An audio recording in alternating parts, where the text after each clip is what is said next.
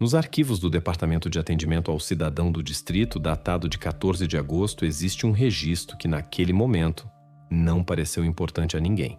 No papel, uma linha comum numa longa lista de queixas, uma formulação concisa e sem detalhes. Queixa de cheiro. Maple Street, casa 112. Enviar inspetor. Mas hoje, essa linha é considerada o ponto de partida no caso que mais tarde seria chamado o mais notório da década. Às 19h47, um homem, Tom Brower, ligou para a central de atendimento. Ele mora na Maple Street há mais de 10 anos. Segundo ele, nas últimas 3 noites consecutivas, pairava no ar um cheiro acre e químico, vindo do terreno vizinho. Tom não parecia alarmado, apenas cansado. Dizia que o cheiro se intensificava à noite como se algo estivesse a aquecer ou a derreter. Mencionou que por causa disso era impossível arejar a casa. Até o cão se recusava a sair para o quintal. A sua queixa foi recebida com calma. O operador registrou a chamada e, seguindo as instruções, enviou uma notificação ao Serviço de Vigilância Sanitária. Tais queixas chegam constantemente. As pessoas queimam lixo, tratam o solo, derramam solventes. Normalmente, tudo termina com uma única visita. Às 8h30 da manhã seguinte, um inspetor da Vigilância Sanitária do distrito chegou a Maple Street. O cheiro era de facto perceptível, denso, pesado, como uma mistura de queimado e fertilizantes em decomposição. Mas a fonte não foi encontrada de imediato. A casa de onde, segundo o vizinho, vinha o cheiro pertencia a Harold Collins, 48 anos, casado, trabalha como gerente de logística numa empresa de transportes. Reside nesta morada desde 1997. A casa é arrumada, bem cuidada, com tinta fresca na fachada e rosas debaixo das janelas. Aparentemente, a vida típica e tranquila da classe média. Na base de dados, Collins tinha um registro impecável, sem dívidas, sem queixas, sem multas. O vizinho que ligou para o serviço nunca tinha tido conflitos com ele. O inspetor aproximou-se da casa e, 1 minuto depois, o próprio proprietário saiu de trás da garagem. Collins parecia composto. Calças de ganga, luvas, uma simples camisa de trabalho. Ele não se surpreendeu com a visita. Disse imediatamente que imaginava o motivo da vinda. Provavelmente é o cheiro do fertilizante. Exagerei um pouco. Explicou que tinha encomendado recentemente uma nova mistura para as rosas e decidiu experimentar. Mostrou com um saco encostado à parede, que de facto tinha o rótulo Garden Pro. A conversa decorreu com calma. Collins falava com confiança, sem pressa, respondendo a todas as perguntas. Até sugeriu que o inspetor cheirasse o fertilizante para se certificar de que, embora cheirasse mal, não era perigoso. O comportamento era absolutamente típico. Sem irritação, sem tentativas de se justificar. Tudo parecia natural. A inspeção do terreno não demorou mais de 20 minutos. O inspetor observou que o solo no quintal era plano, sem buracos recentes ou vestígios de queima. No quintal das traseiras, canteiros com pepinos, 2 barris de plástico para água e ferramentas de jardim cuidadosamente arrumadas. Nos caixotes do lixo, relva cortada e embalagens de fertilizantes. A superfície, nada de suspeito. No relatório do inspetor consta: cheiro presente, mas fonte não identificada. Não foram detectadas violações das normas sanitárias. Causa provável: uso de fertilizantes orgânicos. Recomendada vigilância. Após a verificação, o relatório foi enviado para o arquivo e o caso foi considerado encerrado. Os vizinhos confirmaram pouco depois que o cheiro diminuiu ao anoitecer e 1 dia depois, desapareceu completamente. Tudo parecia uma ninharia doméstica. Na Maple Street, a vida rapidamente voltou ao normal. As pessoas discutiam o novo supermercado, a reparação da estrada, o tempo, mas não o terreno de Collins. Ninguém sequer se lembrou da visita do inspetor. Mais tarde, a investigação estabelecerá. Foi precisamente nesse momento que, debaixo daquele mesmo terreno, já se encontrava aquilo que explicava a origem do cheiro. Na altura, ninguém sabia que o saco de fertilizante era apenas um disfarce. Collins tinha planeado tudo com antecedência, desde a explicação ao comportamento durante a inspeção. Ele compreendia que o inspetor não iria cavar mais fundo. O sistema funcionou de acordo com as instruções. Queixa, verificação, relatório, arquivo. Tudo correto, tudo formal. Mas foi precisamente este procedimento, que parecia rotineiro, que deixou de fora o essencial. E se alguém tivesse ficado alerta na altura, a história talvez tivesse seguido um rumo diferente. Mas ninguém ficou alerta. E o cheiro, que todos tomaram por fertilizante, voltará. Só que então, será demasiado tarde para corrigir o que quer que seja. Na pequena cidade, onde todos se conhecem pelo nome, Harold Collins era aquele a quem, sem hesitação, chamavam um homem de confiança. Ele nunca se destacava, não procurava atenção, mas estava sempre presente quando era necessária ajuda. Nos relatórios do município e nas atas das reuniões, o seu apelido aparecia frequentemente. Não em relação a queixas, mas pelo contrário, nas listas de residentes ativos. Ele era membro da associação de pais da escola local, participava na organização da festa anual da cidade e ajudava voluntariamente nos dias de limpeza e reparação. Os vizinhos lembravam-se que era ele o primeiro a sugerir a recolha de dinheiro se a garagem de alguém ardesse ou se fosse preciso pagar um tratamento médico. Participava em maratonas de caridade, trazia caixas com coisas para o abrigo, comportava-se como uma pessoa que se importava com o que acontecia à sua volta. À noite, especialmente no verão, Harold era frequentemente visto no quintal. Cuidava do jardim, cortava a relva, conversava por cima da cerca com os vizinhos.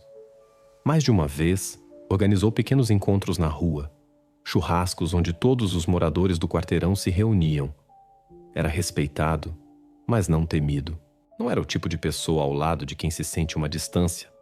Pelo contrário, com ele era sempre possível conversar, pedir um conselho, ou simplesmente trocar duas palavras sobre o tempo ou sobre como as rosas estavam a crescer naquele ano. Nas fontes oficiais, Harold era descrito como um homem de reputação impecável. Trabalhava na mesma empresa há mais de 10 anos, era pontual, não conflituoso. Com os colegas mantinha relações equilibradas e amigáveis. A direção caracterizava-o como um funcionário discreto, mas extremamente fiável. Não discutia, não se atrasava, nunca se queixava. Alguém em quem se podia confiar se fosse preciso terminar um projeto com urgência. Na família, tudo parecia igualmente estável. Os vizinhos viam-no frequentemente sair da garagem de manhã, levar a mulher ao trabalho e depois passar pela escola. Aos fins de semana, igreja, jantar no mesmo café, compras no supermercado. A sua vida parecia um horário onde cada minuto estava no seu lugar. A sua mulher, linda, trabalhava na contabilidade. Conheceram-se na faculdade, compraram a casa juntos, pagaram a hipoteca, criaram 2 filhos. Segundo as memórias dos colegas, ela mencionava frequentemente o marido. Fiável, equilibrado, com ele sinto-me tranquila.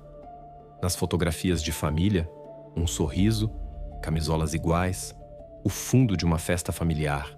Nada que levantasse preocupação ou desconfiança, nem nos relatórios da polícia, nem nos serviços de proteção de menores ao longo de todos os anos, foi registrada uma única chamada para a morada dos Collins. Nem queixas de vizinhos, nem chamadas da escola. A casa parecia sempre arrumada, as contas eram pagas pontualmente, os impostos entregues a tempo. Se perguntasse a qualquer pessoa que vivesse por perto que tipo de homem era Harold Collins, a resposta era sempre a mesma. Calmo, bom, um homem de família. E é precisamente por isso que o que se descobrirá mais tarde será um choque para todos. Porque este mundo normal de Harold é um daqueles que parecem impecáveis, mas são construídos sobre uma fachada perfeita. Um mundo onde a ordem é mais importante que as emoções, onde tudo é controlado e embalado na forma correta. Ali não há lugar para acasos, não há lugar para o caos. Tudo está subordinado ao hábito, ao horário, à precisão. É precisamente esta ordem, A sua impecabilidade exterior que desempenhará um papel decisivo, pois sob a superfície lisa, onde tudo parece calmo, esconde-se frequentemente o que não deve vir à tona. E na história de Collins, essa fenda em breve se manifestará. Primeiro, quase imperceptível, como um detalhe insignificante. E depois, tornar-se-á a linha ao longo da qual toda a fachada da sua vida normal começará a desmoronar-se. O problema que se considerava resolvido regressou. Só que agora tudo parecia diferente. O cheiro, que tinha desaparecido após a inspeção, reapareceu. Mas se antes só se sentia ao anoitecer, agora persistia 24 horas por dia. Os vizinhos começaram a notar que o ar à volta da casa de Collins parecia ter se tornado mais denso, mais pesado. Alguns descreviam-no como amargo, outros como pútrido, mas todos concordavam numa coisa: não se parecia com cheiro de fertilizantes. 5 dias após a primeira inspeção, a central de atendimento recebeu outra chamada. Desta vez, a queixa era de uma vizinha do outro lado da rua, a senhora Grant. Ela disse que o cheiro se intensificava quando o sol se punha e que, por causa dele, era impossível estar na rua. 2 dias depois dela, ligou outro morador do quarteirão, relatando o mesmo. Na sua declaração surgiu um novo detalhe. Ele mencionou que da janela do seu sótão tinha visto Collins a arrastar algo para a parte de trás do quintal, tarde da noite, onde agora estavam vários grandes barris de plástico azuis. Estes 2 sinais tornaram-se a base para uma segunda inspeção. De acordo com o procedimento, quando as queixas se repetem num curto espaço de tempo e apontam para o mesmo local, o serviço é obrigado a transmitir a informação à polícia. Assim, o caso passou da esfera sanitária para a jurisdição das autoridades policiais. A formulação no documento soava neutra: verificação de possível armazenamento não autorizado de substâncias químicas.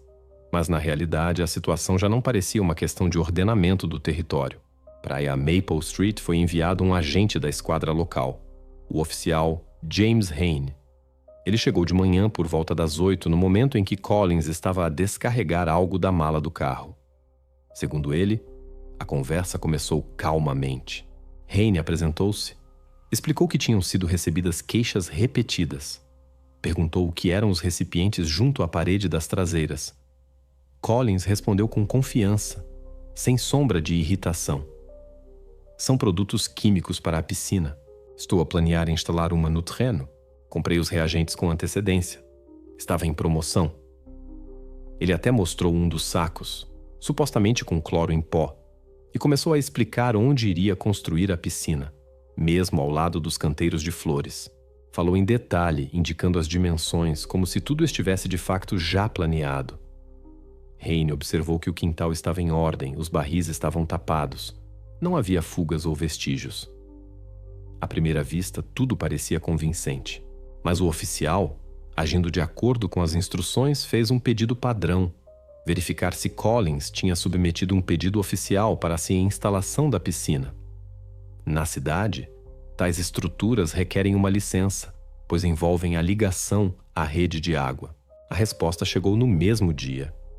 No registro de pedidos de construção, não constava nenhum em nome de Harold Collins.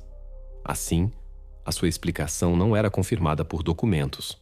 Com base nesta discrepância, o oficial elaborou um relatório e entregou-o ao Departamento de Investigações. A formulação permanecia neutra, constatada a discrepância nas declarações do cidadão. Mas foi a partir deste momento que a situação deixou de ser meramente administrativa. Collins não sabia que, a partir de agora, estaria sob vigilância. Não sabia que a sua explicação, proferida de forma quase casual, se tornaria o primeiro sinal de que a fachada da sua vida começara a rachar. Tudo ainda parecia calmo. Ele continuava a ir para o trabalho, a cuidar do jardim, a conversar com os vizinhos. Mas agora, por trás de cada movimento seu, estava o interesse da polícia. Esta semana será a última em que a Maple Street permanecerá um lugar tranquilo. A partir daqui, os acontecimentos começarão a desenrolar-se rapidamente. Demasiado rapidamente para que alguém consiga perceber até que ponto as coisas tinham ido. Após a descoberta da inconsistência, o oficial James Hayne agiu estritamente de acordo com as instruções, embora ele próprio, como diria mais tarde, já sentisse interiormente que algo não estava certo. Ele elaborou um relatório detalhado, um documento no qual registrava cada pormenor, mesmo aqueles que à primeira vista poderiam parecer insignificantes. No relatório, indicou as datas das queixas recebidas, anotou os nomes dos moradores que ligaram para a central de atendimento e sublinhou que o cheiro era sentido não só na proximidade imediata da casa de Collins, mas também num raio de 30 metros. Seguia-se uma lista de observações. 3 recipientes de plástico de cor azul colocados junto à parede traseira da casa, de tamanho idêntico e sem rótulos.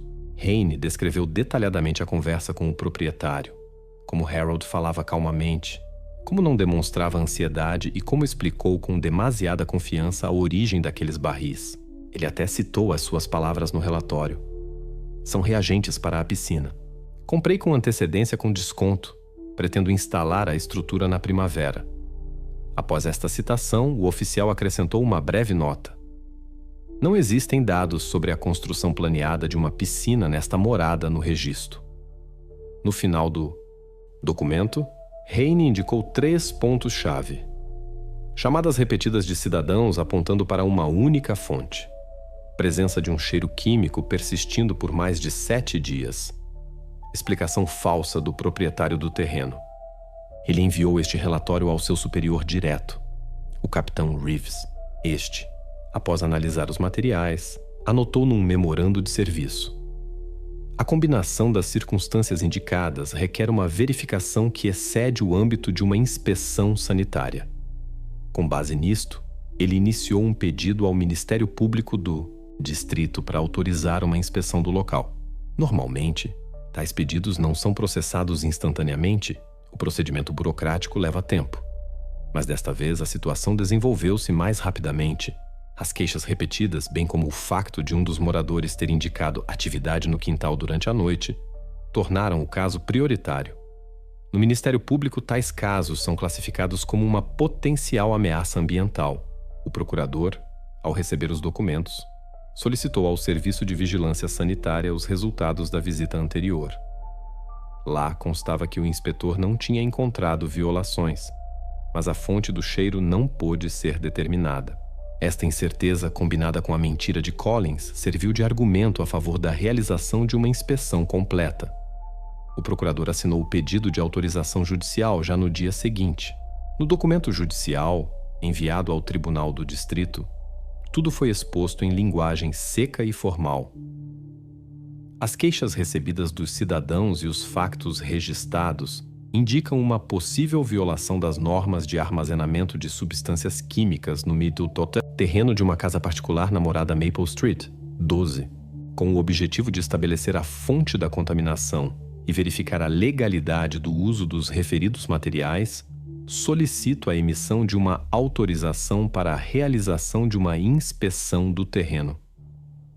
O juiz Doyle, ao receber os materiais, analisou-os no mesmo dia. Ele era um jurista experiente e casos semelhantes passaram por ele dezenas de vezes, mas o que o alertou foi precisamente a combinação de fatores, as queixas repetidas, a ausência de uma licença e as explicações contraditórias do proprietário. Na decisão do juiz constava: a combinação das circunstâncias cria fundamentos suficientes para acreditar que o cidadão Collins pode estar a armazenar substâncias que representam uma ameaça à saúde pública. Autorizar a realização de uma inspeção com a participação de representantes da polícia, do Ministério Público e do Serviço de Perícia Química. No dia seguinte, foi convocada uma reunião na esquadra. O capitão Reeves encarregou Hayne de liderar a equipa. A ele juntaram-se um perito químico do laboratório do distrito, Michael Powell, e uma investigadora júnior do Ministério Público, Ann Lawson, que deveria estar presente em todas as ações relacionadas com a inspeção de propriedade privada. Foi-lhes entregue uma cópia do mandado que indicava um prazo de validade exato, 48 horas. Neste intervalo, o grupo era obrigado a deslocar-se ao local, realizar uma verificação visual, recolher amostras de ar e, se necessário, abrir os recipientes suspeitos.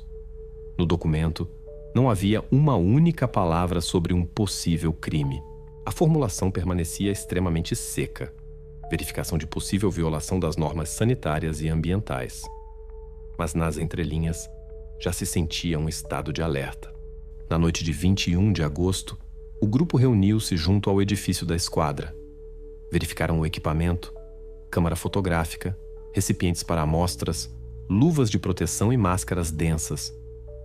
Tudo parecia uma saída padrão, quase rotineira. Ninguém esperava que esta morada, marcada no cronograma simplesmente como Maple Street 12, aparecesse nas manchetes dos jornais poucos dias depois. Para todos os participantes, era uma de dezenas de saídas planeadas. Ninguém na altura imaginava que esta busca se tornaria o ponto de não retorno. O momento após o qual a história de Harold Collins deixaria de ser a história de um vizinho bem apessoado. A partir desse momento, tudo o que parecia fazer parte do seu mundo normal começaria a desmoronar-se, passo a passo. Quando a equipa de investigação chegou a Maple Street de manhã, tudo parecia enganadoramente calmo. Ao redor havia casas arrumadas, relvados bem cuidados, arbustos aparados de forma uniforme. Neste cenário de silêncio, o carro da polícia junto ao portão de Collins parecia um elemento quase estranho. Os agentes agiram estritamente de acordo com o procedimento. Apresentaram-se, mostraram os documentos e leram o mandado de busca para o terreno. Harold saiu de casa imediatamente, como se já os esperasse. Ele não perguntou o que se estava a passar, não expressou descontentamento nem tentou opor-se. Ouviu atentamente a formulação, acenou com a cabeça, pegou no papel, percorreu o texto com os olhos e abriu silenciosamente o portão do quintal das traseiras. Tudo isto demorou menos de 1 minuto. Os seus movimentos eram medidos, precisos, como se tivessem sido ensaiados de antemão. No relatório, mais tarde, aparecerá uma frase curta. Ao tomar conhecimento dos documentos, Collins manteve a calma. Não manifestou objeções. Para qualquer observador, a sua reação parecia estranha. Normalmente, os proprietários pelo menos perguntam o que se passa, preocupam-se, discutem, tentam ganhar tempo. Harold, pelo contrário, parecia quase indiferente.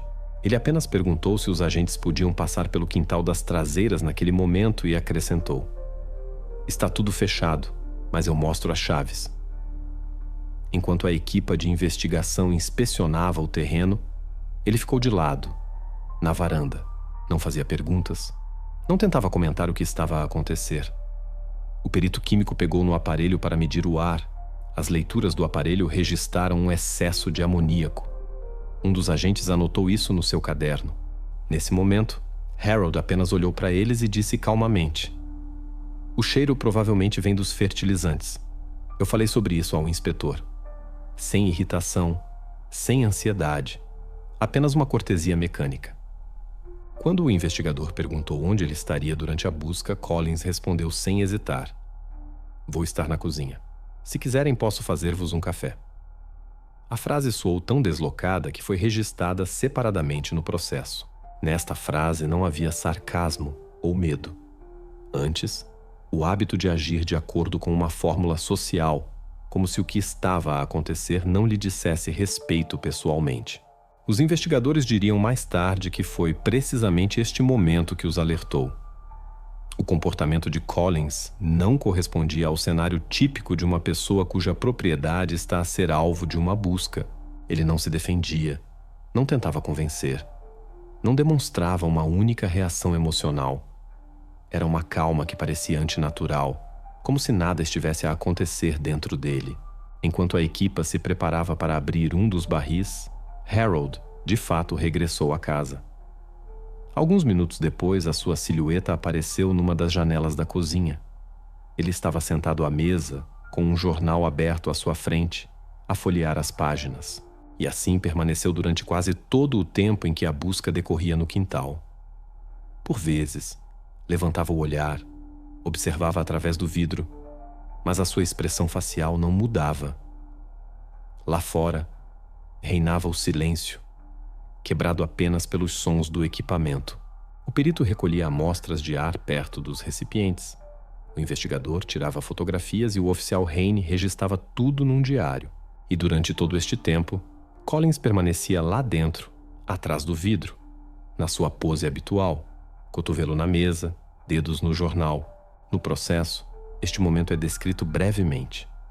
Durante a realização da busca, o proprietário do terreno permaneceu no interior, ocupado com a leitura de publicações impressas. Não manifestou reações emocionais.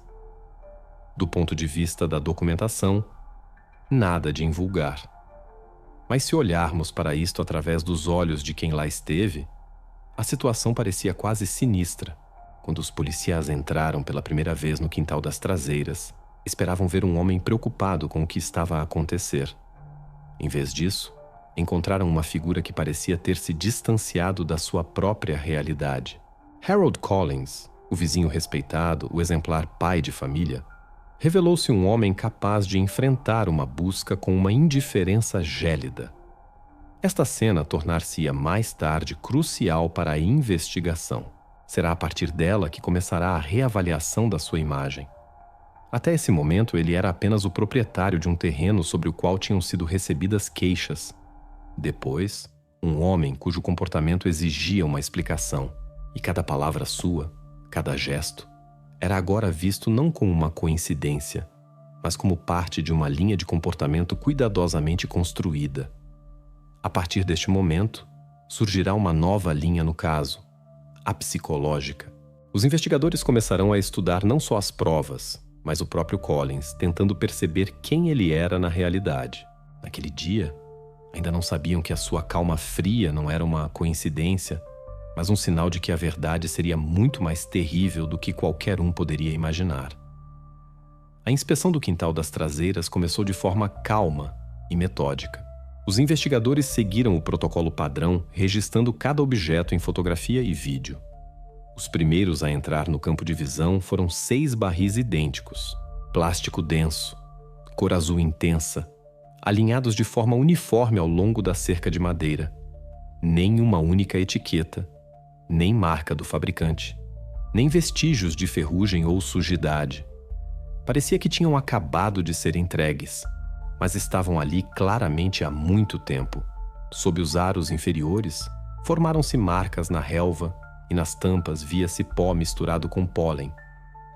Heine anotou no seu caderno: 6 recipientes de plástico, volume aproximado, 200 litros cada, hermeticamente fechados, tampas soldadas com plástico, sem vestígios de abertura.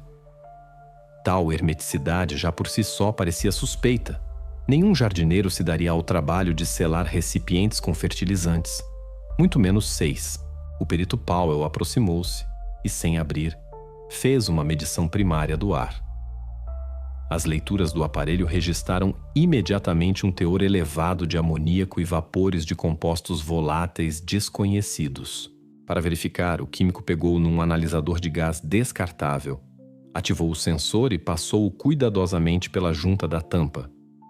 O indicador acendeu-se a amarelo, um sinal de um possível ambiente tóxico. O procedimento de inspeção foi suspenso neste ponto. De acordo com o regulamento, em tais casos, é necessário chamar a equipa de proteção química. Reeves deu a ordem para se afastarem dos recipientes, estabelecerem um cordão temporário e não se aproximarem a menos de 3 metros. Todos os funcionários abandonaram o quintal das traseiras e a área foi demarcada com fitas de plástico. Neste momento, o cheiro intensificou-se. Não se podia dizer que era agudo, antes denso, viscoso, como se estivesse impregnado de umidade. Um dos policiais disse que se parecia com uma mistura de cloro e metal. Outro respondeu que lembrava reagentes de limpeza antigos. Ninguém na altura suspeitava que a fonte não era de toda uma solução química. 40 minutos depois, a equipa de proteção química chegou ao local. 2 especialistas em fatos densos, capacetes herméticos e com aparelhos de controle ambiental. Um era responsável pela abertura, o outro pela documentação e recolha de amostras. A investigadora do Ministério Público, Lawson, esteve presente ao lado e registrou cada ação no processo. Antes da abertura, todos os aparelhos foram verificados novamente. A pressão nos barris revelou-se anormal. No interior foi registrada uma pequena concentração excessiva de gás. Isto significava que o conteúdo estava num estado reativo. Heine anotou a hora de início da operação: 12h47.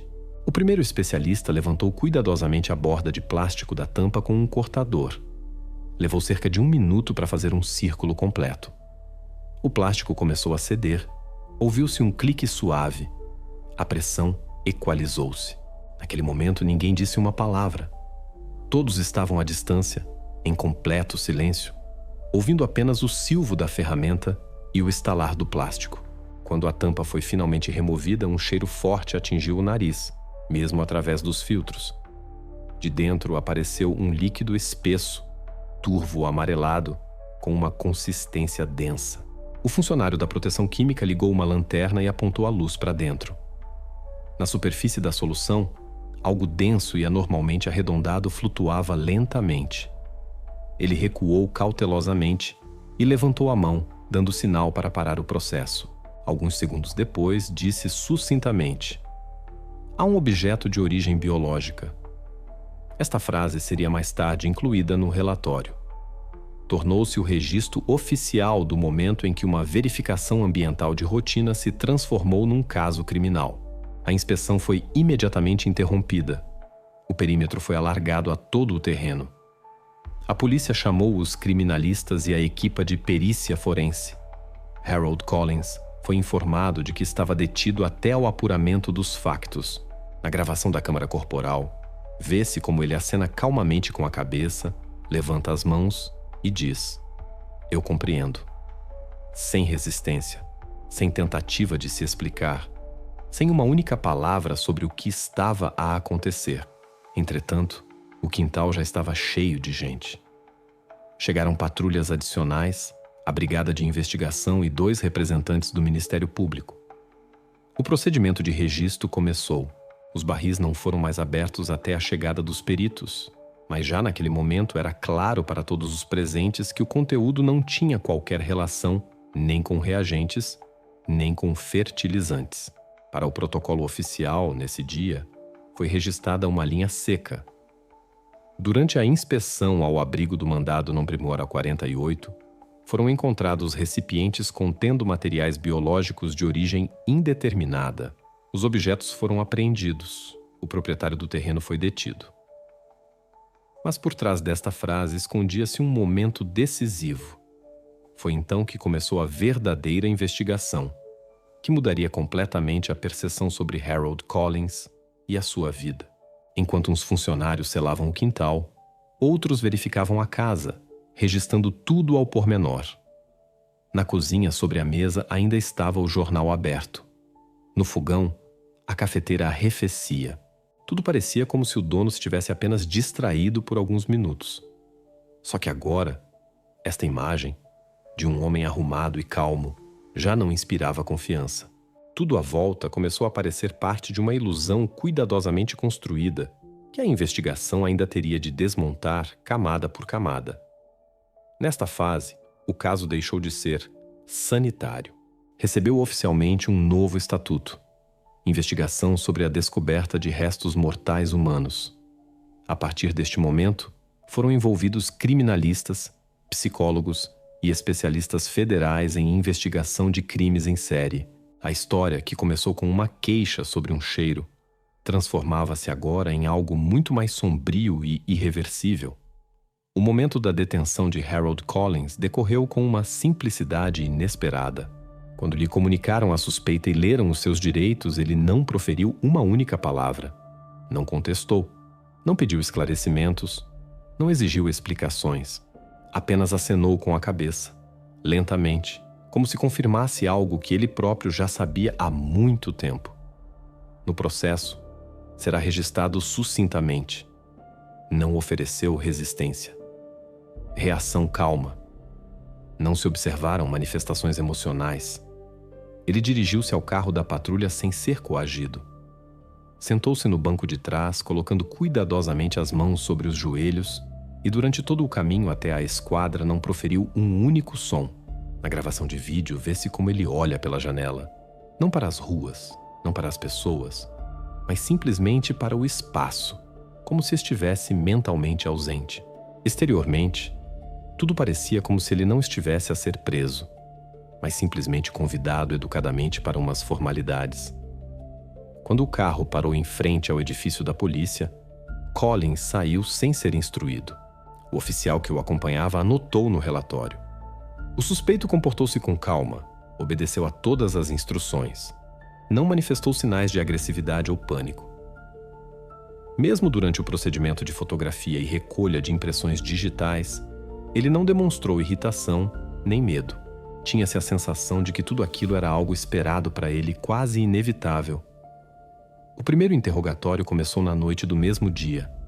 A sala, padrão, mesa de metal, 2 câmaras, um gravador.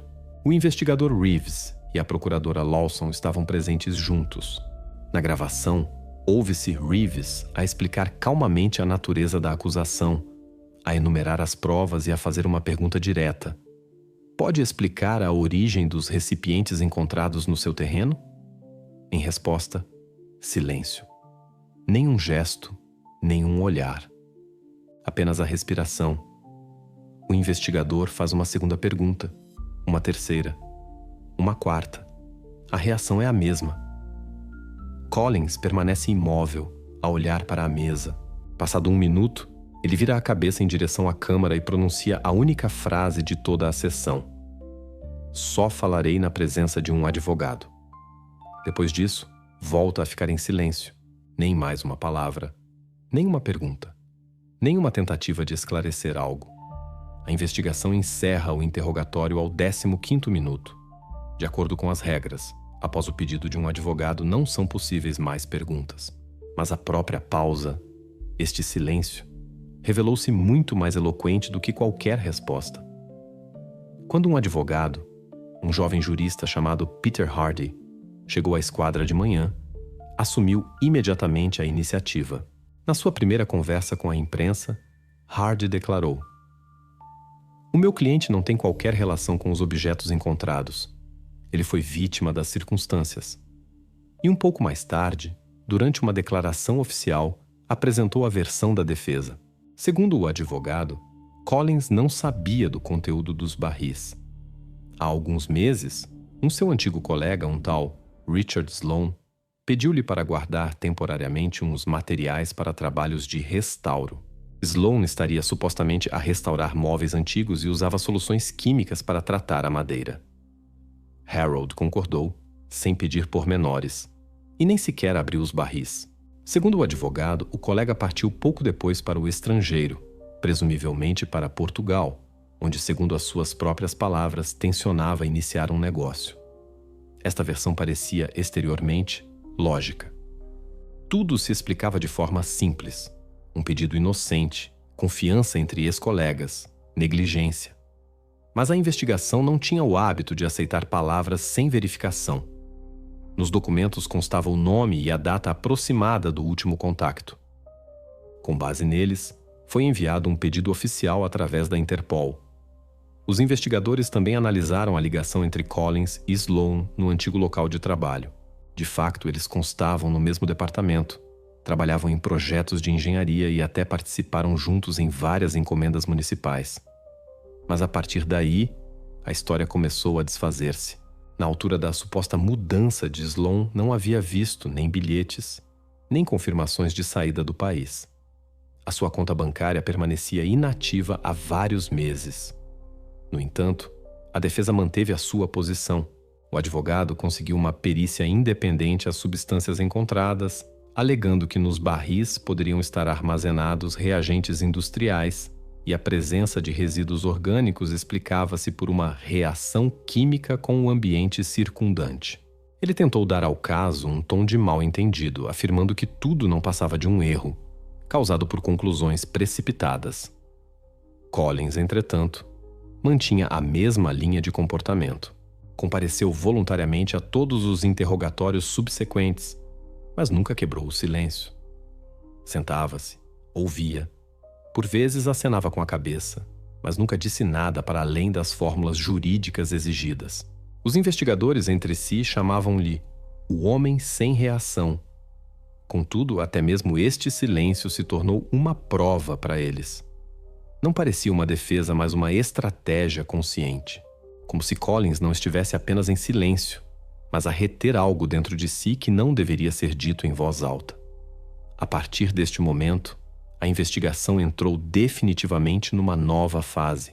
Agora, os investigadores precisavam não só de verificar as suas palavras, mas de descobrir quem era realmente este homem e por que razão apareceram na sua vida 6 barris hermeticamente fechados, cheios de horror químico.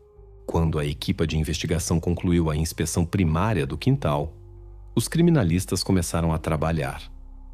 Todos os 6 recipientes foram apreendidos e transportados para o laboratório do departamento. O procedimento de transporte foi realizado sob controle rigoroso.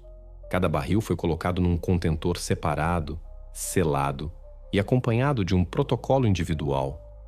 Naquele momento, ninguém sabia ainda quão maciço seria o que estava lá dentro. Os resultados da análise surgiram 2 dias depois.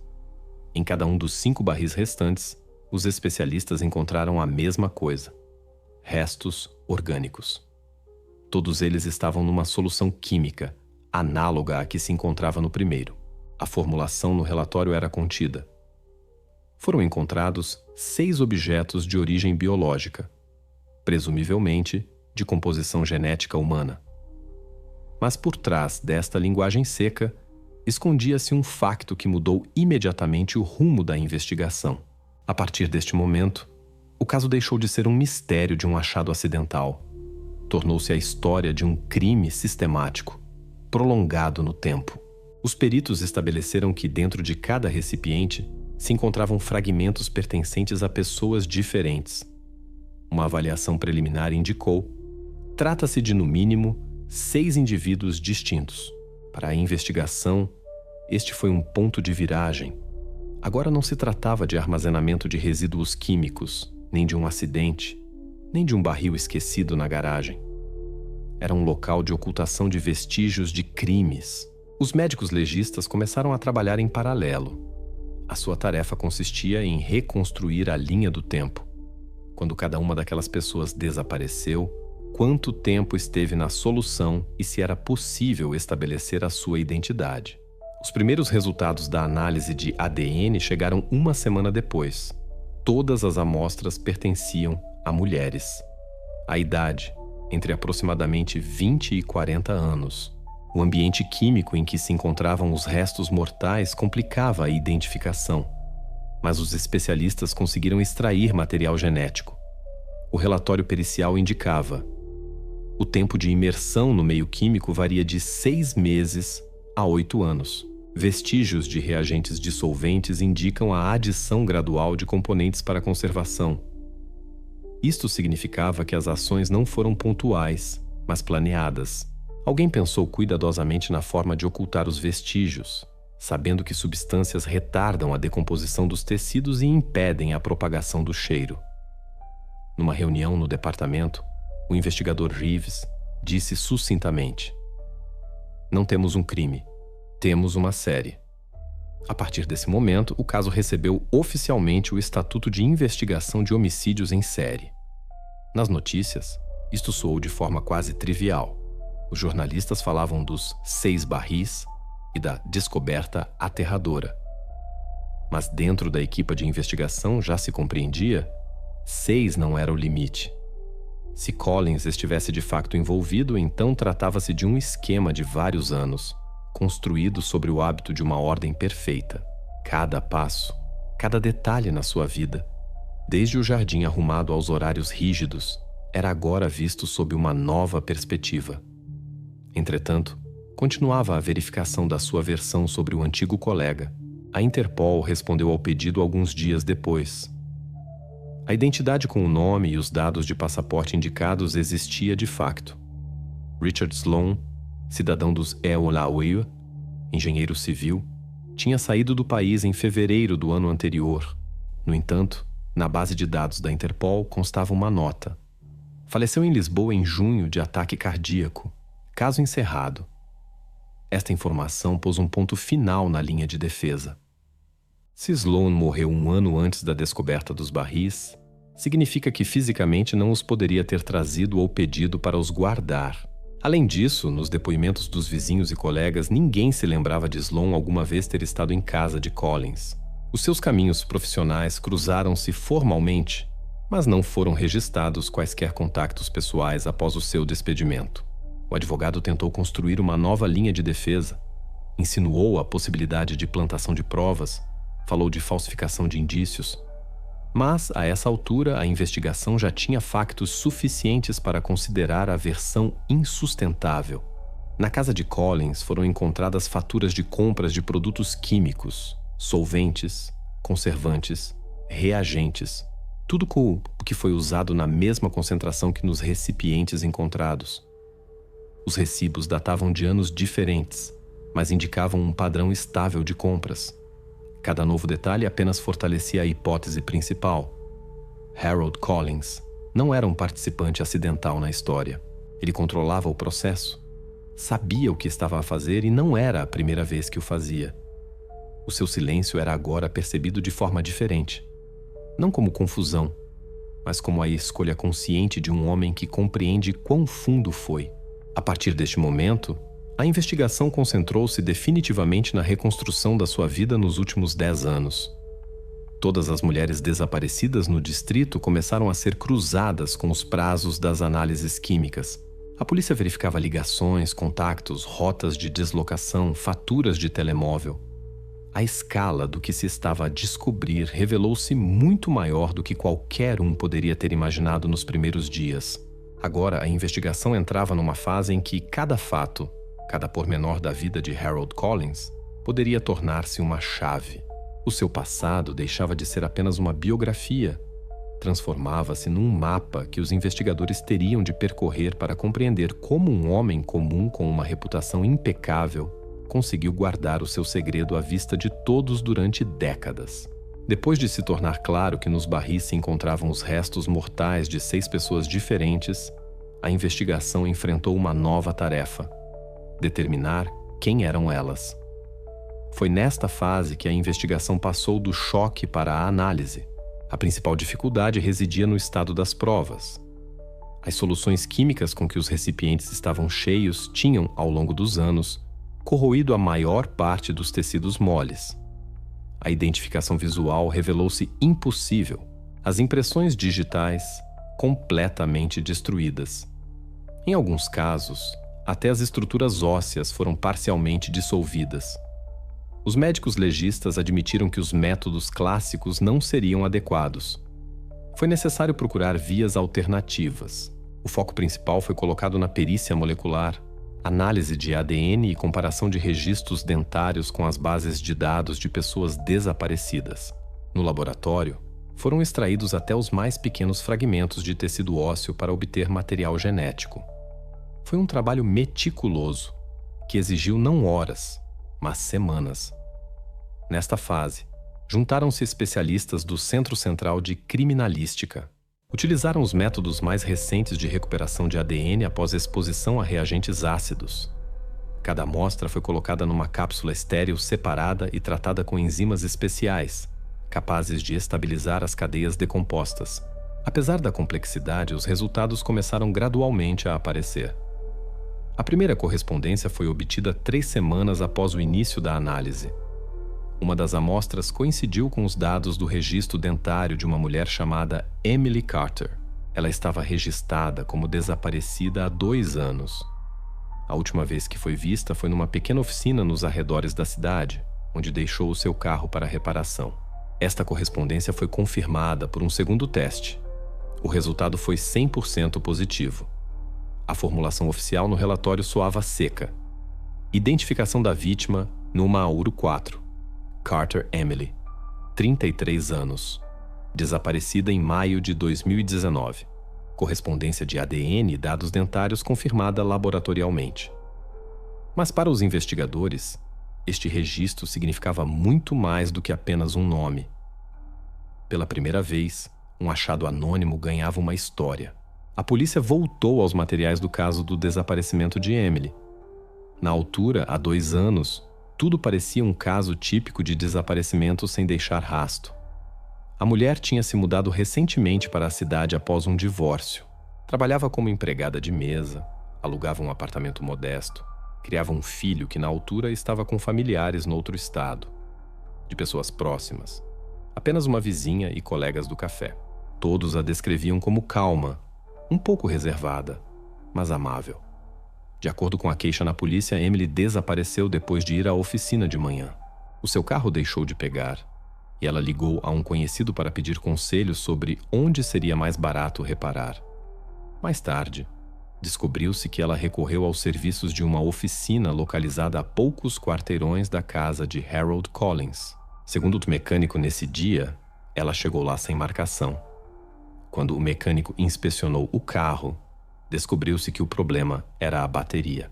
Collins, que na altura estava por acaso por perto, supostamente a tratar de assuntos da empresa, ofereceu-se para ajudar. O mecânico lembrou-se deste episódio já depois do caso de Collins ter chegado às notícias. Segundo ele, Harold foi educado, cortês e, o que é característico, recusou-se a aceitar dinheiro pelas peças, dizendo que essa ninharia podia ser resolvida mais tarde. Emily agradeceu-lhe e foi-se embora. Ninguém mais a viu. Estes depoimentos formaram a base de um novo episódio do caso. Agora, a investigação compreendia que a ligação entre Collins e as vítimas podia não ser de todo acidental. Ele escolhia o momento, oferecia ajuda, criava a impressão de um vizinho amigável, pronto a ajudar. O mesmo padrão de comportamento foi observado noutros desaparecimentos, sobre os quais a polícia começou agora a recolher dados. Os peritos continuaram a identificação dos restantes restos mortais. Cada resultado exigia semanas de trabalho.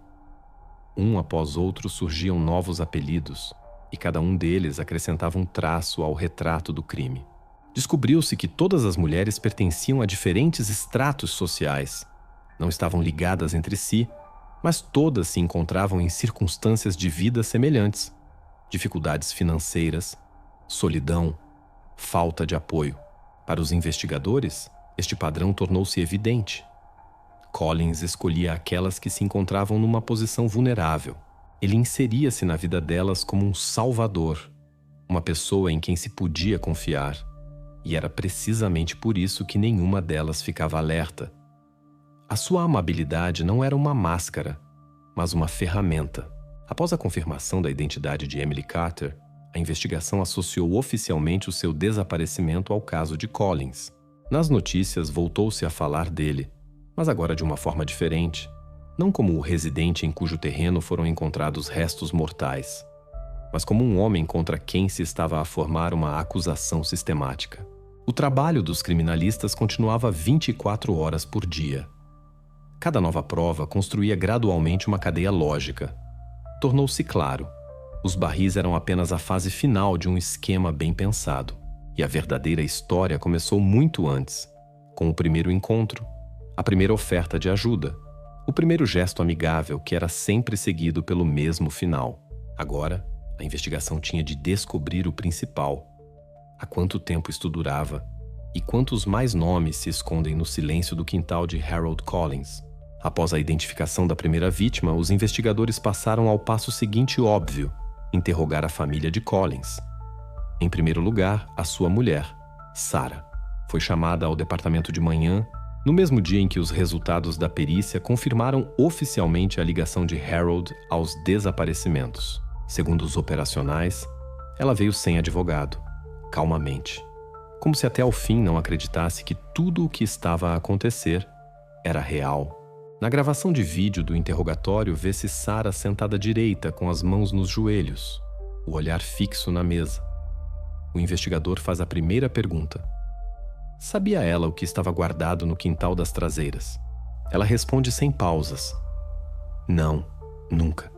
Ele dizia que eram produtos químicos para o jardim. Eu não me intrometia. A seguir, esclarecimentos. Com que frequência ia ao quintal? Sentia o cheiro. Notou algum comportamento estranho no marido. As respostas soam sempre da mesma forma. Não, não sei. Ele sempre tratou disso sozinho. Nos seus depoimentos oficiais, ela descreveu Harold como um homem pedante, arrumado, que preferia que ninguém entrasse em certas áreas da casa. Segundo ela, ele tinha as suas próprias regras. A cave, o barracão e o quintal das traseiras eram o seu território pessoal. Ela considerava isso apenas um hábito masculino, não vendo nada de suspeito nisso. Sarah explicou que o cheiro de que os vizinhos se queixavam aparecia de facto de vez em quando, mas ela associava-o aos fertilizantes. Harold dizia frequentemente que estava a experimentar novas misturas para o solo. Por vezes trazia para casa bidões com alguns líquidos, mas garantia que tudo era seguro. Ela confiava nele. Para a investigação, estas palavras foram o início de uma nova linha. Surgiu a questão: poderia Sarah realmente não saber de nada, vivendo sob o mesmo teto com um homem que tinha no quintal 6 barris cheios de químicos e restos mortais? Ou estaria ela, afinal, a desempenhar um papel no seu segredo? A verificação começou com os passos mais básicos. O departamento financeiro analisou as contas bancárias da família. Não foi encontrada nenhuma grande transação que pudesse indicar a compra de reagentes químicos específicos. Todas as operações pareciam rotineiras: compras de supermercado, contas de serviços públicos, pagamento da escola, doações regulares à igreja. Em seguida, os investigadores analisaram as faturas do telemóvel de Sarah dos últimos anos. As localizações coincidiam com as moradas de casa, do trabalho e da escola. Nenhuma chamada para números suspeitos. Na correspondência, apenas conversas domésticas com familiares, colegas e a associação de pais. Toda a sua vida, como um livro aberto, sem um único indício de algo oculto. Para excluir a possibilidade de ocultação de informação, Sarah foi submetida a um polígrafo. O procedimento durou quase 2 horas. Foram-lhe feitas perguntas diretas. Sabia o que estava nos barris? Viu o marido a trazer algo para o quintal das traseiras? Ouviu conversas que pudessem indicar um crime. As leituras do aparelho não detetaram mentiras. As reações permaneceram estáveis. Os investigadores ainda assim foram mais fundo. Verificaram o correio eletrônico, o histórico de pesquisas no navegador, fotografias antigas das redes sociais. Nada. Nenhum único detalhe que indicasse que ela poderia estar ciente. Pelo contrário, criava-se a impressão de que Sarah vivia numa ilusão perfeita de normalidade, construída pelo próprio Harold. Em paralelo, analisaram os horários da sua permanência em casa. Descobriu-se que, durante a maior parte dos dias de semana, ela passava o tempo no trabalho, numa farmácia local, onde trabalhava nos últimos 10 anos. À noite, ficava frequentemente a fazer horas extras. Foi durante este tempo, como mostraram as perícias posteriores, que os desaparecimentos ocorreram. A investigação concluiu que foi precisamente a sua ocupação e o hábito de não se intrometer nos assuntos do marido que tornaram possível o que aconteceu. Harold criava uma imagem perfeita de bem-estar. Um trabalho estável, uma casa bem cuidada, fins de semana em família, passeios noturnos. Tudo parecia tão rotineiro que qualquer detalhe alarmante se dissolvia no quadro geral de normalidade. Apesar da falta de provas contra Sarah, a opinião pública rapidamente se dividiu. Uns consideravam que ela não podia deixar de notar o que estava a acontecer. Outros, que ela simplesmente vivia ao lado de um homem que escondia magistralmente a sua verdadeira essência. Mas em termos jurídicos, a resposta era inequívoca. A conclusão oficial dos investigadores foi: não foram encontrados dados que indiquem o conhecimento ou a participação de Sarah Collins em atos qualificados como criminosos. Libertada do estatuto de suspeita, arrolada no processo como testemunha. Assim se encerrou a linha de um possível cúmplice. A investigação admitiu: Harold Collins agiu sozinho. Ele levava uma vida dupla, onde exteriormente permanecia um exemplar pai de família, enquanto em paralelo, ao longo de muitos anos, guardava um segredo terrível na sua casa. Esta conclusão tornou toda a história ainda mais insuportável. Collins não apenas cometia crimes, ele fazia-o enquanto continuava a viver uma vida normal. Tomava o pequeno almoço com a mulher, cortava a relva, ia à igreja, discutia as notícias com os vizinhos. Durante todo este tempo, ao seu lado estavam 6 recipientes hermeticamente fechados. E ninguém, Nem mesmo a pessoa que dormia com ele sob o mesmo teto notou nada. Quando a investigação rejeitou definitivamente a versão de um cúmplice, o inquérito entrou numa nova fase. Agora, a tarefa era outra: compreender como exatamente ele escolhia as suas vítimas, porque tudo começou e o que realmente se passava por trás daquela fachada de vida tranquila e previsível de Harold Collins. Quando os peritos concluíram a identificação das 3 primeiras vítimas, a investigação obteve o essencial: um padrão. Cada uma delas era uma mulher que se encontrava numa situação de vida difícil. Nenhuma delas pertencia ao mundo do crime. Não tinha dívidas ou inimigos. Todas simplesmente se cruzaram com um homem que sabia ler a fraqueza alheia com a mesma facilidade com que lia o jornal ao café da manhã. A segunda identificada, uma estudante da faculdade local chamada Laura. Jovem, independente, mas financeiramente instável. Após uma discussão com os pais, alugou um quarto perto do campus, trabalhava a tempo parcial num café, sonhava terminar os estudos e mudar-se. Desapareceu na primavera. Quase ninguém notou de imediato, pois, como disseram na residência, ela viajava frequentemente para a casa de conhecidos. Descobriu-se que um desses conhecidos era Harold Collins. Durante o interrogatório, a dona do café lembrou-se. Ele foi lá algumas vezes, trazia-lhe encomendas e deixava gorjetas por todos. A terceira, uma mulher de meia idade, que perdeu o emprego após o encerramento da fábrica. Em desespero, procurava trabalho temporário, respondia a anúncios. Segundo a investigação, foi um desses anúncios, sobre trabalho a tempo parcial em jardinagem, que a levou a Collins. Numa gravação de vídeo do centro de emprego, vê-se ele a aproximar-se do balcão, a oferecer ajuda e a entregar um cartão de visita. As maneiras, impecáveis, o discurso calmo. Ele sabia inspirar confiança desde os primeiros minutos. A quarta, uma refugiada da Europa de Leste. Conhecia mal a língua. Vivia num apartamento alugado, quase sem amigos. No relatório da polícia consta: via nele um protetor.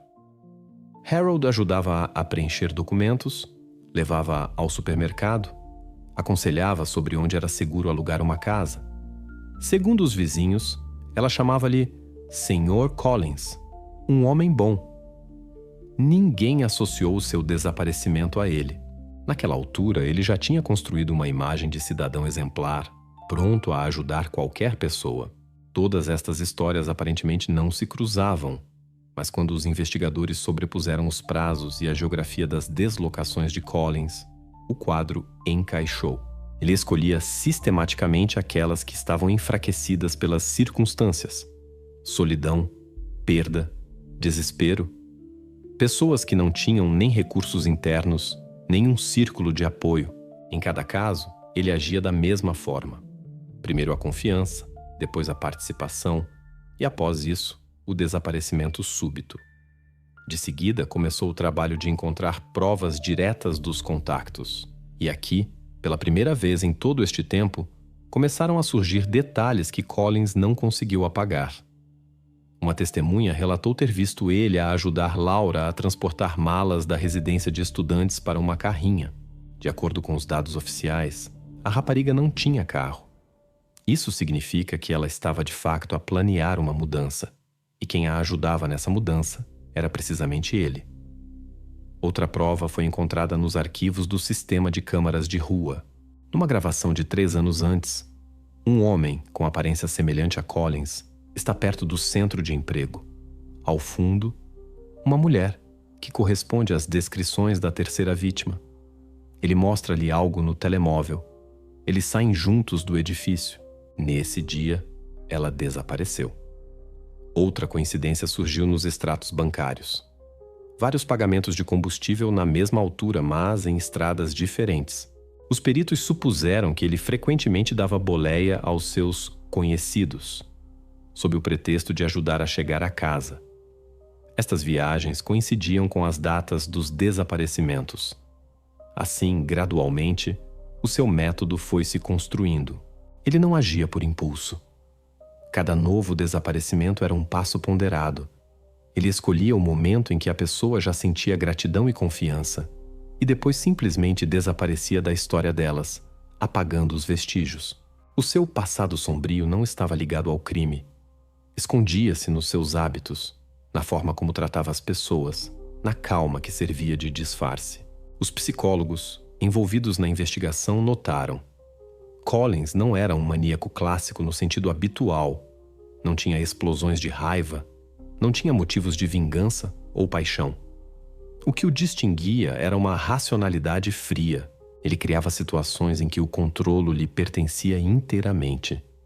Cada passo era medido, cada detalhe calculado. Quando os peritos identificaram a sexta vítima, a investigação finalmente compreendeu a escala. Era uma mulher chamada Helen Morris. Ela desapareceu há 8 anos. O seu caso foi rapidamente encerrado na altura. A ausência de testemunhas, nenhuma prova, nenhuma pista. Só agora, quase uma década depois, os investigadores estabeleceram que ela era a mais antiga de todas. Helen trabalhava como contabilista numa empresa onde Collins, naqueles anos, era subcontratado. Houve um breve contato profissional entre eles. Ele estava a instalar a ventilação no escritório. De acordo com os arquivos, alguns dias antes do seu desaparecimento, ela ligou-lhe por questões de trabalho. Depois disso, silêncio. O seu carro foi encontrado 1 mês depois, abandonado junto a um lago. Na altura, ninguém associou isso a ele, pois Collins não tinha antecedentes criminais, nem era suspeito. Um cidadão perfeito, um pai de família respeitável, com uma excelente reputação. A conclusão dos peritos foi inequívoca. Collins agiu de forma consistente durante pelo menos 8 anos. As cidades mudavam, as vítimas mudavam, mas o esquema permanecia o mesmo. Ele caçava silenciosamente, sem deixar vestígios, sem levantar suspeitas. Este não era um homem que perdeu o controle, mas alguém que nunca o perdeu. Agora a investigação tinha de responder à questão principal. Qual foi a causa? Por que é que Harold Collins, exteriormente indistinguível de qualquer outro residente dos subúrbios, escolheu tal caminho? Para entender isso, foi preciso recorrer ao seu passado, à infância, à família e às coisas que geralmente permanecem fora das biografias alheias. Era aí que os investigadores esperavam encontrar o que explicasse como nasceu esta escuridão. Depois de todas as 6 vítimas terem sido identificadas, os investigadores passaram à última e mais emocionalmente difícil etapa: o confronto direto com o homem que consideravam culpado. A essa altura, a base de provas já era sólida. Resultados de ADN, testemunhas, gravações de vídeo, coincidências de tempo e lugar. Mas juridicamente, o caso permanecia frágil. Sem a confissão do próprio Collins, tudo poderia transformar-se numa longa disputa judicial, onde qualquer pormenor poderia destruir a acusação. Foi por isso que se decidiu realizar um novo interrogatório. Só que desta vez, sem as formalidades processuais habituais, sem pressão ou ameaças. Os investigadores escolheram uma tática que os psicólogos chamam de encontro com as consequências. Eles não exigiam respostas. Mostravam rostos, um após o outro. A sala de interrogatórios foi limpa de tudo o que era supérfluo. Sobre a mesa, apenas um candeeiro, um gravador e uma fina pasta com materiais. Collins foi trazido sob escolta. As algemas foram retiradas, ofereceram-lhe uma cadeira. Ele sentou-se calmamente, como se tivesse vindo para uma reunião de negócios. No processo está registrado: comportamento do suspeito, contido, sem reações emocionais, aparentemente calmo. O investigador começou sem rodeios. Da pasta, tirou a primeira fotografia. Emily Carter. A sua história soou quase como um breve necrológio. Data do desaparecimento, local, profissão, as pessoas que a esperavam. Após o relato, o investigador perguntou: lembra-se desta mulher? Collins olhou para a fotografia por alguns segundos, depois desviou o olhar para a parede. O silêncio durou muito tempo. Nenhuma palavra, nenhum gesto. A seguir, a segunda fotografia. Laura, a estudante. O mesmo cenário. A história, a pergunta, o silêncio. A cada nova fotografia, a tensão na sala aumentava. O investigador não levantava a voz. Falava calmamente, quase contido, mas em cada palavra sentia-se um peso. As fotografias sucediam-se. A refugiada, a contabilista, a mulher do centro de emprego. Collins ouvia, sem interromper. Por vezes acenava com a cabeça, mas não como um homem que admite a culpa, mas como alguém que simplesmente confirma que entende o significado do que foi dito. O seu rosto permanecia imóvel, como se ele se tivesse distanciado do que estava a acontecer. Nenhuma irritação, nenhuma confusão, nenhuma defesa. Apenas uma indiferença absoluta, quase fria. No processo está anotado. Ao longo de todo o interrogatório, o suspeito manteve uma expressão facial neutra. Não demonstrou interesse visual pelas fotografias. Evitou responder. O comportamento é classificado como dissociação emocional. Os investigadores tentaram quebrar esta barreira. Apresentaram factos, horários de chamadas, rotas registradas, coincidências com os locais de desaparecimento. Por trás de cada afirmação havia dados concretos. Nenhuma palavra era infundada. Mas Collins permanecia imóvel. A sua tática era óbvia. Ele escolheu o silêncio como arma. Não negar, não se justificar, não entrar em diálogo. Apenas o silêncio no qual a lógica e as emoções dos interlocutores se afogavam. Numa das gravações, ouve-se o investigador fazendo uma pausa, a colocar a última fotografia sobre a mesa. Helen Morris, a sua primeira vítima, a mulher que desapareceu há 8 anos. Ela morreu primeiro, disse ele, e tudo começou com ela. Lembra-se do que aconteceu então? Não houve resposta. Os segundos arrastavam-se penosamente. Ouve-se o tic-tac do relógio, o virar das folhas de papel. Ninguém falava. E neste silêncio, segundo os presentes, Collins sorriu de repente, ligeiramente. Não de forma zombeteira. Antes, cansada. Como um homem que há muito decidiu tudo por si e não pretende mudar nada. O investigador fez uma última tentativa. Disse calmamente, sem ameaças. Pode não explicar como, mas pelo menos diga por quê. Collins continuou a olhar para a mesa. Depois levantou os olhos, encarou-o e disse: "Leve-me de volta para a cela." Estas 4 palavras foram a sua única intervenção em todo o interrogatório. Depois delas, levantou-se, esperou pela escolta e, sem olhar para trás, saiu. No processo, está registrado. A pergunta sobre a motivação não foi dada a resposta. Recusou-se a prestar declarações. Comportamento: calmo, consciente. Depois disso, os investigadores não tentaram mais falar com ele. Qualquer comunicação perdia o sentido. Era óbvio que ele não se ia defender, mas também não permitiria que ninguém o considerasse culpado pela sua própria admissão. O seu silêncio tornou-se parte do caso, um facto tão concreto como as provas materiais. Os peritos notaram mais tarde. Tal comportamento é típico de pessoas que não procuram justificação. Elas controlam até mesmo o processo de acusação. É importante para elas manter o poder, pelo menos sobre o que dizem ou não dizem.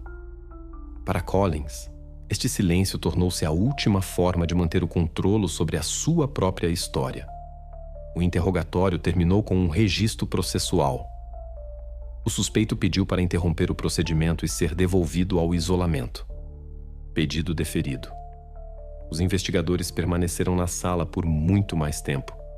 O candeeiro iluminava a mesa, sobre a qual estavam 6 fotografias. 6 rostos, 6 histórias, 6 destinos, ligados por uma única linha. Collins não disse uma palavra, mas foi precisamente o seu silêncio que convenceu definitivamente a investigação da sua culpa. Agora o caso passava para a fase final, a preparação da acusação e a entrega dos materiais ao tribunal. Collins, como antes, mantinha uma calma gélida. Mas por trás dessa calma, começava a delinear-se um outro quadro, não apenas de crimes, mas de todo um mecanismo construído ao longo de anos. E para compreender este mecanismo, os investigadores decidiram recorrer ao que se escondia por trás da fachada da sua vida. ao seu passado, à sua infância e às coisas sobre as quais ele nunca falou. Quando a investigação parecia ter chegado a um impasse, a única direção que restava era a própria casa de Collins. Após semanas de trabalho com provas, depoimentos e documentos, os investigadores perceberam. A resposta provavelmente esteve sempre literalmente debaixo dos seus pés. Foi decidido realizar uma nova busca, mas desta vez não visual como antes, mas com o uso de tecnologias de ponta. Desta vez, foram chamados especialistas da direção de criminalística que usaram um georradar, um aparelho capaz de digitalizar a estrutura de paredes, pisos e solo, revelando cavidades ocultas. O objetivo era simples: excluir a possibilidade de que Collins pudesse ter deixado algo escondido, documentos, ferramentas ou outros objetos capazes de esclarecer o seu motivo. A digitalização começou pela cave. Este local sempre despertou uma atenção especial nos operacionais. Mesmo na primeira inspeção, pareceu demasiado arrumada, Nestéfeno limpa, sem um único grão de pó, com prateleiras perfeitamente alinhadas onde cada caixa estava colocada à régua. Quando o aparelho alcançou a parede norte, o ecrã mostrou em um pequeno desvio, uma área de densidade que não correspondia ao resto da estrutura de betão. O operador, observando os dados, disse: "Há uma cavidade aqui, cerca de meio metro de profundidade." Imediatamente a seguir, o local foi isolado. Os peritos removeram cuidadosamente parte do reboco e, por baixo, encontraram um fino painel de cimento, claramente não de fabrico industrial. Estava colado à parede com uma quantidade excessiva de argamassa, como se alguém quisesse não apenas esconder, mas emparedar para sempre o que estava por trás. Quando o painel foi removido, apareceu um pequeno cofre de metal no nicho, antigo, com um fecho de combinação mecânico. A superfície estava coberta de ferrugem, mas o mecanismo permanecia intacto. Pela sua aparência, podia-se perceber que o cofre esteve naquele local por mais de 1 ano. No local, foi decidido abri-lo sem o transportar, para registrar tudo na presença de testemunhas e com gravação de vídeo. Um dos peritos, com a ajuda de um berbequim portátil e um conjunto de gazuas, demorou quase 20 minutos até que o fecho cedeu. Quando a porta finalmente se abriu, um cheiro a umidade e pó de metal emanou do interior. Dentro, havia uma caixa de madeira, cuidadosamente embrulhada em papel grosso. Nem dinheiro, nem documentos, nem armas. Apenas esta caixa, um pouco maior que uma caixa de sapatos. Os peritos agiram com extrema cautela. A caixa foi retirada, colocada sobre uma mesa e aberta em frente à câmara. O que estava dentro fez com que todos os presentes se calassem. Dentro, havia 6 pequenos objetos, dispostos com uma precisão quase pedante. 6 cartas de condução, 6 molhos de chaves, cada um com uma etiqueta com iniciais, e 6 pequenos objetos pessoais: um anel, um pendente em forma de coração, uma pulseira de prata antiga, um relógio, um gancho de cabelo de madrepérola e um broche em miniatura com a imagem de um pássaro. Cada objeto parecia ter o seu próprio significado. Eram demasiado pessoais para pertencerem a pessoas aleatórias. Os investigadores perceberam que era precisamente este o erro que Collins tinha cometido. Um erro típico não de um criminoso, mas de uma pessoa incapaz de largar completamente o que fez.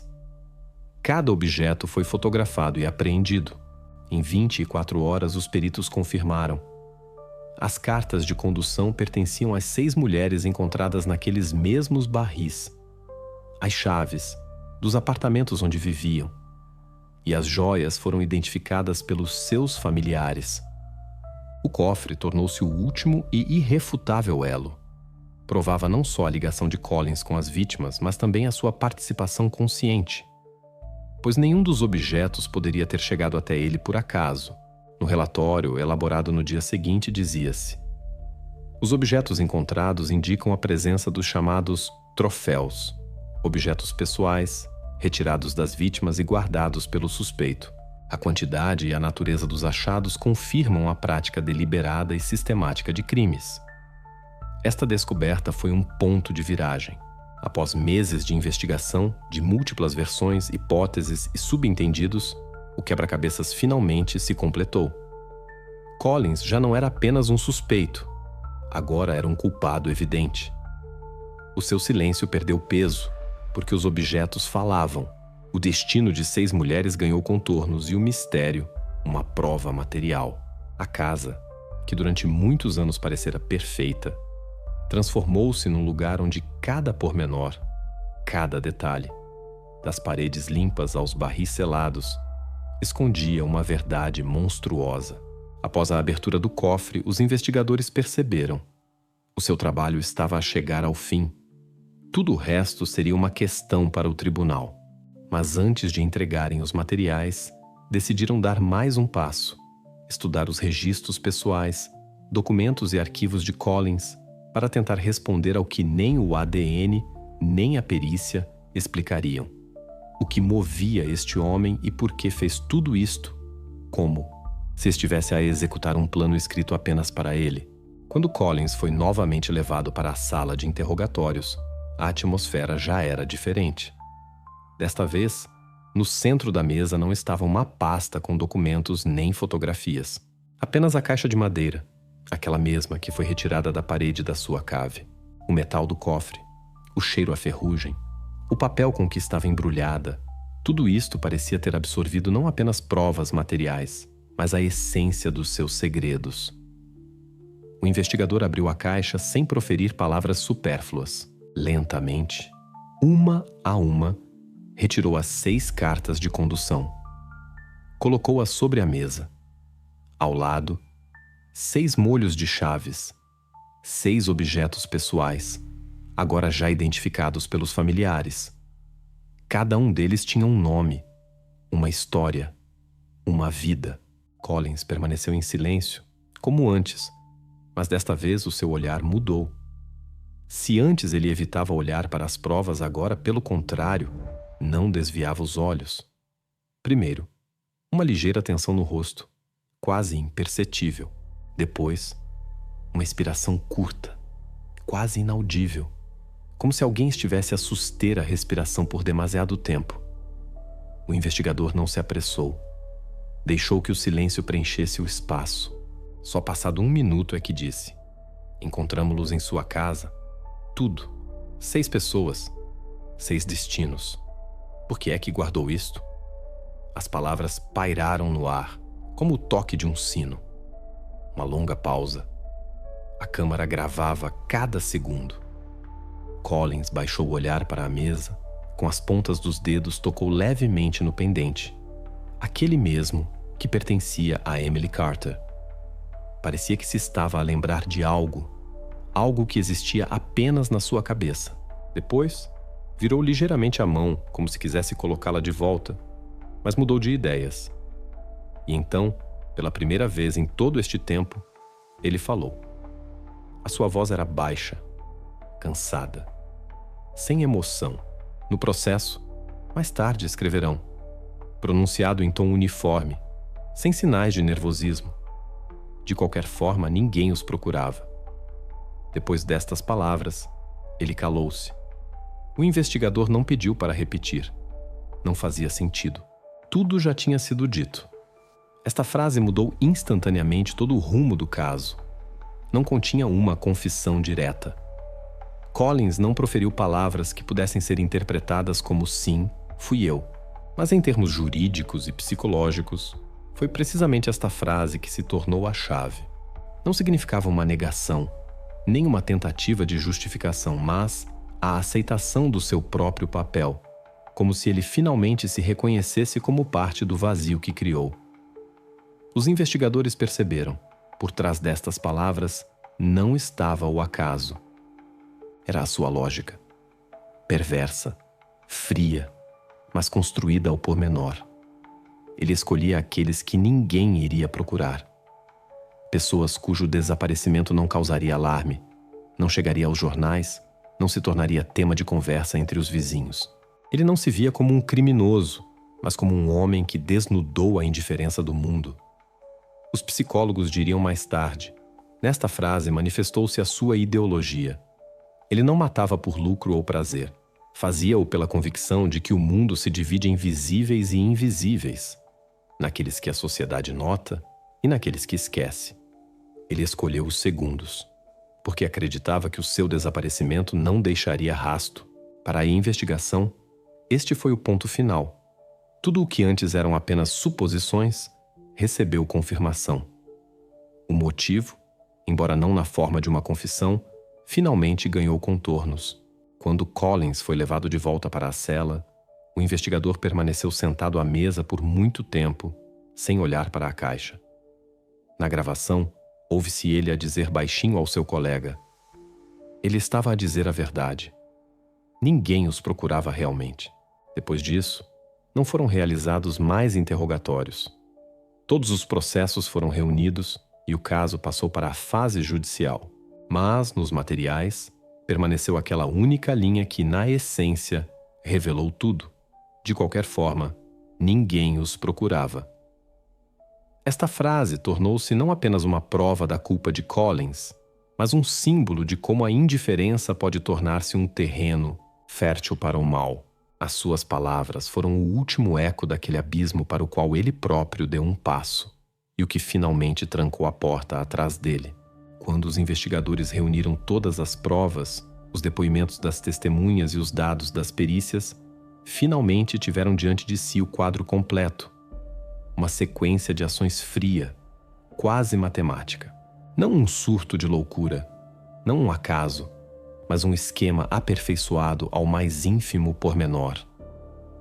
Harold Collins não agiu como um homem que cedeu a um impulso, mas como o executor sistemático de um plano cuidadosamente elaborado. A primeira fase era sempre a escolha. Ele nunca agia espontaneamente. As suas vítimas não eram aleatórias. A investigação estabeleceu: Collins procurava deliberadamente mulheres que se encontravam em circunstâncias de vida difíceis. Alguém tinha perdido o emprego, alguém se tinha mudado para outra cidade, alguém tentava recomeçar do zero, sem apoio.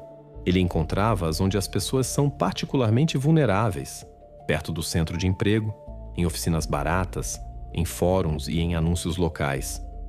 Ele estudava atentamente cada uma, observava, antes de dar o primeiro passo. A segunda fase, estabelecer a confiança. Aqui, Collins revelava-se quase como um ator. Ele sabia como causar a impressão de um homem fiável, confiante, educado, atento aos pormenores.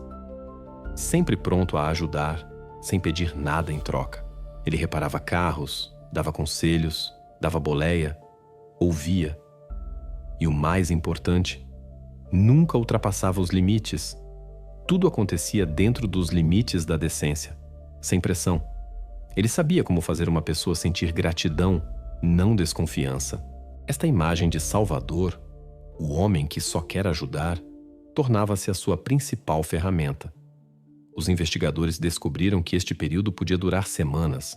Ele construía pacientemente o contacto e, quando a confiança se consolidava, passava ao passo seguinte. A terceira fase, o isolamento. Collins nunca agia em território alheio. Ele convidava sempre a vítima para um local onde se sentia o dono da situação.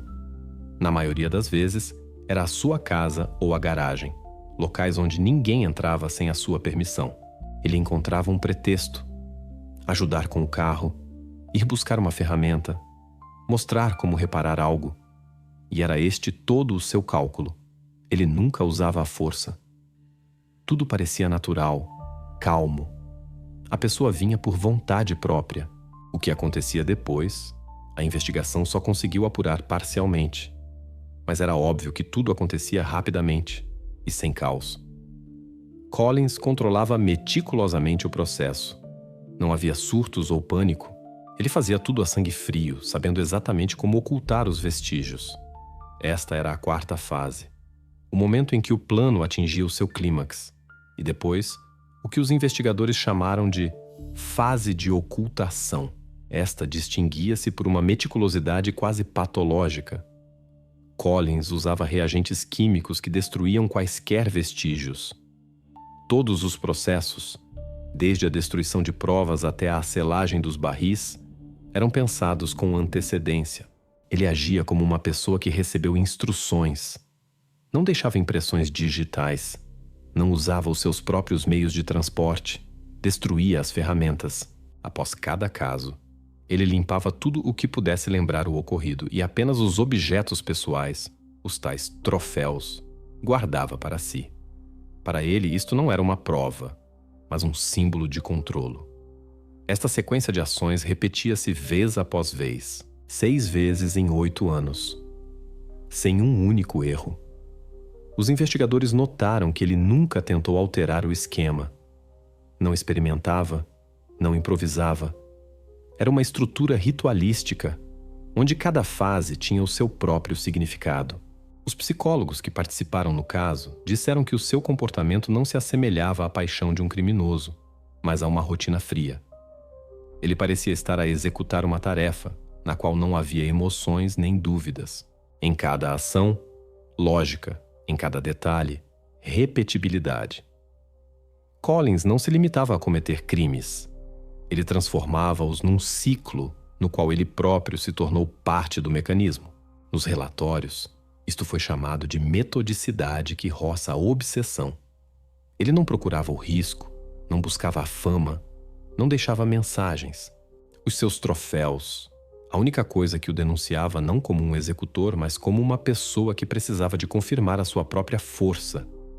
Assim, a investigação chegou à conclusão: o seu modus operandi não é um impulso, mas um sistema. Claro, repetível, sem emoções. Tudo o que ele fazia acontecia segundo o mesmo padrão. E foi precisamente isso que lhe permitiu passar despercebido por tanto tempo. A reconstrução terminou com uma conclusão que gelava o sangue. Harold Collins agiu durante 8 anos, transformando cada desaparecimento num ritual preciso, quase mecânico. E quando este ritual foi finalmente desvendado, os investigadores perceberam: o mais difícil estava por vir. Tentar explicar por quê. Quando o caso de Harold Collins chegou a tribunal, a atmosfera na sala era quase palpável. No banco dos réus, um homem que durante 8 anos viveu uma vida dupla sorria aos vizinhos, ia à igreja com a mulher, organizava churrascos no quintal, mas agora ele estava sentado, imóvel, com as mãos cruzadas, os olhos fixos em algum ponto para além. À sua volta, jornalistas, câmaras, familiares dos falecidos, e um silêncio total quando a primeira sessão começou. A defesa compreendia que negar o óbvio não fazia sentido. Havia demasiados factos que ligavam Collins aos crimes. Por isso, a sua estratégia baseou-se noutra coisa, na tentativa de provar que, ainda assim, não havia provas diretas da sua culpa. Eles não negavam o achado dos barris, do cofre, dos objetos pessoais. Não contestavam os dados das perícias, mas afirmavam: sim, tudo isto foi encontrado na sua casa, mas isso não prova que ele cometeu os homicídios. O advogado referiu a ausência de testemunhas, o facto de o ADN de Collins não ter sido encontrado nos pertences das vítimas. Ele construiu uma linha de defesa em torno da imagem de vítima das circunstâncias, alegando que as provas poderiam ter sido plantadas, e o silêncio do seu cliente não era uma confissão, mas uma forma de evitar manipulações. A acusação, por sua vez, abordou o caso de forma diferente. A sua posição não se baseava num único pormenor, mas no quadro geral. Cada prova, por si só, não era uma prova absoluta, mas juntas formavam um sistema claro e impecável. O procurador, passo a passo, construiu perante os jurados a lógica dos crimes, desde a escolha das vítimas até a ocultação dos vestígios. Ele mostrou fotografias, extratos, depoimentos de testemunhas, gravações de câmaras. Tudo o que pudesse explicar como um homem aparentemente calmo se transforma numa pessoa capaz de atos monstruosos. Um momento particularmente forte foi quando o procurador retirou de um saco transparente a caixa de madeira, aquela mesma que foi encontrada na parede da cave. Ele colocou-a em frente aos jurados, abriu a tampa e disse: isto não são apenas objetos, é a memória daqueles que já não existem. E foi isto que ele decidiu guardar. Estas palavras mudaram tudo. Os familiares das vítimas não contiveram as lágrimas. Collins, como sempre, não proferiu um único som. Ele ouvia sem pestanejar, como se estivesse a assistir ao julgamento de outra pessoa. Durante as sessões, os psicólogos chamados pela acusação explicaram o seu comportamento. Disseram que o seu silêncio não era uma defesa, mas uma demonstração de poder. Ele não queria justificar-se. Queria ter a última palavra, mesmo que fosse o silêncio. Quando chegou à altura das alegações finais, o procurador proferiu uma frase simples. Não podemos trazer de volta aqueles que ele levou, mas podemos garantir que ele nunca mais saia destas paredes. Os jurados deliberaram por pouco mais de 2 horas. Naquele dia, a sala do tribunal estava completamente cheia. Quando regressaram, todos se levantaram. O presidente do júri leu o veredito. Culpado em todas as 6 acusações de homicídio em primeiro grau. Collins não alterou a expressão facial, nem surpresa, nem indignação. Apenas acenou com a cabeça, quase imperceptivelmente, como se tivesse ouvido o que esperava. No dia seguinte, o juiz leu a sentença. A sua voz estava calma, sem emoção. Harold Collins é condenado a 6 penas de prisão perpétua consecutivas, sem direito à liberdade condicional. Naquele momento, o silêncio voltou a reinar na sala.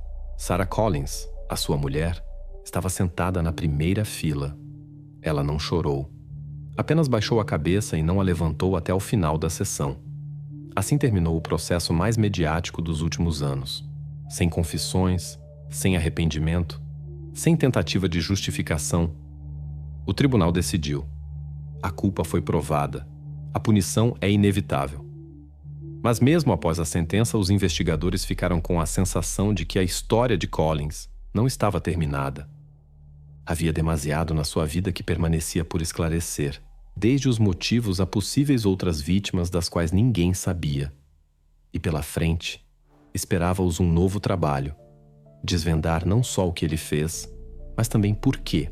Depois do julgamento, quando as câmaras abandonaram o edifício e as manchetes ruidosas começaram gradualmente a desaparecer, instalou-se na cidade um silêncio estranho e opressivo. Mas este silêncio não era de paz. Era antes uma expiração prolongada, que geralmente é seguida pela consciencialização. As pessoas de repente perceberam. Tudo o que tinham visto e ouvido nos últimos meses aconteceu mesmo ao seu lado. Harold Collins viveu entre eles. Andou pelas mesmas ruas, comprou comida nas mesmas lojas, cumprimentou os vizinhos. Este pensamento não lhes dava descanso. Porque se um monstro se pode esconder por trás da imagem de uma pessoa comum, então ninguém está a salvo. A família de Collins foi a primeira a sentir as consequências deste pesadelo. Sarah Collins, outrora uma mulher afável de voz suave, já não aparecia em público. Durante o julgamento, sentou-se na última fila, evitando as câmaras, e respondia cada vez menos às chamadas dos conhecidos. A cada nova sessão, algo no seu rosto parecia apagar-se. Quando a sentença foi proferida, ela não chorou. Simplesmente levantou-se, baixou a cabeça e foi-se embora, sem proferir uma única palavra. Algumas semanas depois, soube-se. Ela pediu o divórcio, abdicou da casa e mudou de apelido. Mais tarde, os jornalistas descobriram que ela se mudou com os filhos, embora nos documentos da mudança constassem apenas as iniciais. Os vestígios da sua nova vida perdiam-se algures na fronteira entre estados. Em nenhuma base de dados constava mais uma pessoa com o seu nome anterior. Os psicólogos diriam mais tarde que tais atos são uma forma de sobrevivência, um corte completo com o passado.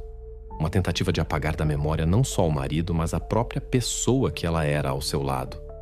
A cidade demorou muito tempo a decidir o que fazer com a casa na Maple Street. Por um lado, era uma propriedade comum, embora com uma história terrível.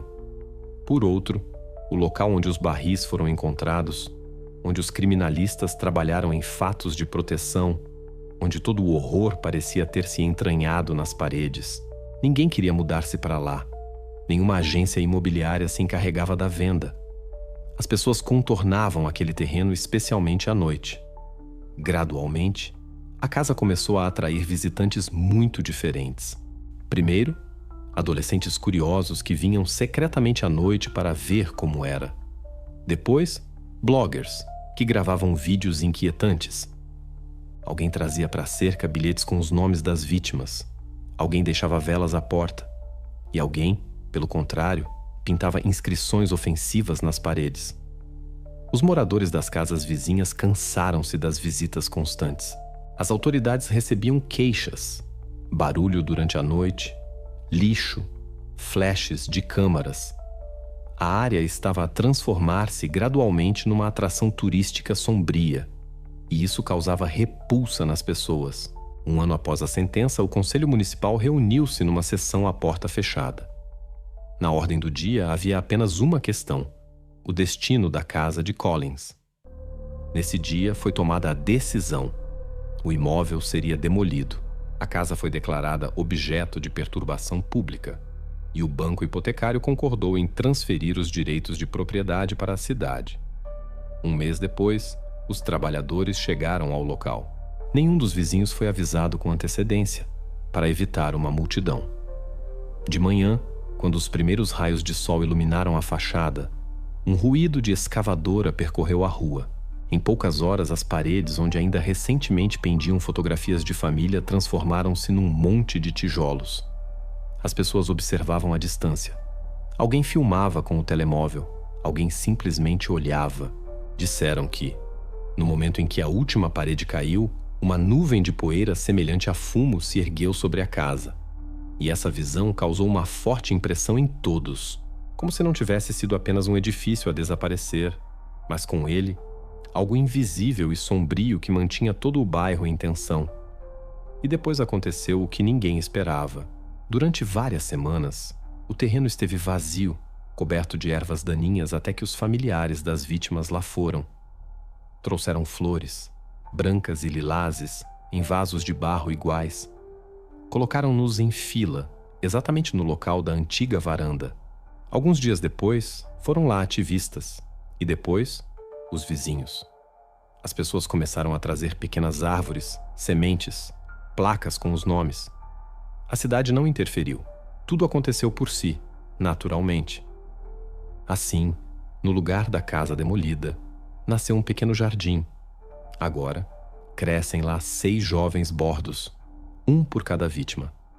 Entre eles, um caminho arrumado de pedra clara e um banco de madeira, onde há sempre alguém sentado.